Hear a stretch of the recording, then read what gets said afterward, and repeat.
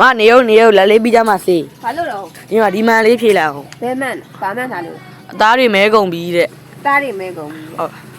no နီလာလောအလောအသားမဲမှာမကြောက်ဘူးအဲ့လို့ဆိုတော့နီလာစီမှာတစ်ချိန်တော့တစ်ချိန်ထိရတယ်ဟောဒီရွှေပါစခရက်ရှိတာအတွက်ကြောင့်မလုံးဝမကြောက်ဘူးကဲလက်တွေ့တိုက်ပြမယ်ထက်ကြည့်နော်ကဲအခုဖွင့်ပြပြီပေါ့နော်အခုနီလာ3ပြမှာတော့လက်ဟောင်းဘူးလေးပါရှင်အသားကကွာလောကိုယ့်ရဲ့အသားပေါ်တင်းတဲ့နာနဲ့လုံးဝကျန်းမှရှမှလုံးဝမကြောက်ရဘူးနော်ကိုယ်သားပေါ်တင်းတဲ့နာနုညံ့အစ်ဆက်လေးကော်ဖီစစ်ကိုပဲ100ခန်းသုံးထားတာသူ့ကိုသုံးမယ်ဆိုရင်ကွာစဝိုင်းပုံစံနဲ့လှုပ်သုံးပေးပေါ့နော်အကြမှာအသားတွေကိုစိတ်ဝင်သွားမှာပါရှင်ဒါဒီကောင်းတယ်လဲဆိုရင်အသားရည်မငြိညာတဲ့သူအမဲဆက်အမိုင်းတွေရှိရဆိုရင်တော့တပူးလောက်ဆောင်ထားပါအခုချိန်မှာဝယ်ရင်အရန်တန်ပါတယ်တပူးတဲ့ယူရင်12000ပါနှစ်ဘူးယူရင်18000ပါသုံးဘူးပြီးလို့ရှိရင်29000အပြင်320ကျော်တန်းကူပွန်တစ်ဆောင်မှာထည့်ရပါမယ်ရှင်ကိုယ်လိုချင်နေဆိုရင်တော့နီလာရဲ့ CP ကိုအမြန်ဆုံးကြွားခဲ့ကြပါရှင်အသားဖြူခြင်းနဲ့ main ကလေးတိုင်းတပူးလောက်တော့မဖြစ်မနေဆောင်ထားပါ